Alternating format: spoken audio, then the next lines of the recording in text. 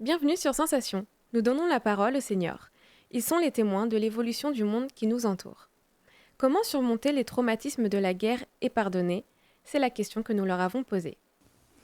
Je pense qu'il y a eu beaucoup de prisonniers de guerre, anciens prisonniers de guerre, qui voulaient surtout éviter une nouvelle guerre et qui se sont engagés dans les jumelages et dans les associations franco-allemandes. Alors moi, je n'ai pas vécu ça parce que je suis bien née en 1949. Je n'ai pas vécu la guerre, mais je pense qu'il y a eu des engagements comme ça. Il y a eu un travail de mémoire en Allemagne qui a été fait. Je pense qu'en France, c'était pas autant, je pense. La France commence tout justement à parler de l'Algérie et des choses comme ça. En Allemagne, il y a eu un gros travail de mémoire. Ah, le pardon. C'est un grand mot à la mode dans tous les domaines. Bon. Je crois qu'aujourd'hui, il faut savoir pardonner. Bon, il faut faire,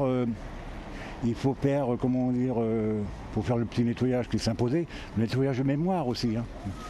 Mais il faut savoir pardonner. Ok, il y a eu quand même des choses très très désagréables par rapport à certaines populations. Donc, mais il faut, maintenant il faut l'admettre, mais pas l'oublier. Donc à un moment, nous sommes obligés de pardonner, qu'on le veuille ou non.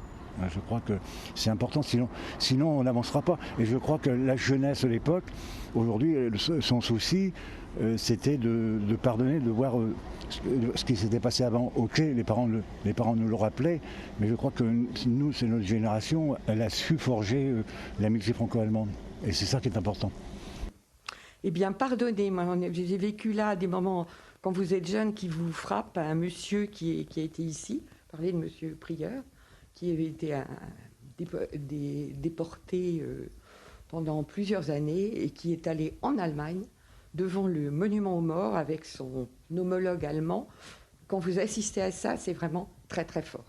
Mon père avait quand même un poids important sur sa façon de penser, avait un poids important sur moi, mais je me suis rendu compte moi-même qu'en fait, les Allemands, c'était qu'une personne. Ce n'était qu'une personne qui malheureusement... et il y en a d'autres ailleurs. Dans d'autres pays, c'est la même chose. C'est une personne qui fait le mal, parce qu'ils ont autant souffert que nous, Français, de la guerre, les Allemands.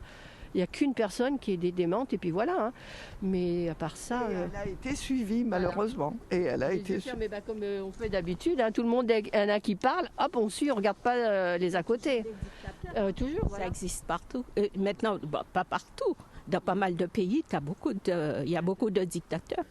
Disons qu'il faut, ça dépend des gens, mais il faut essayer de, comme ça s'appelle, de réfléchir que cette guerre, ces guerres-là qu'il y a, faut éviter.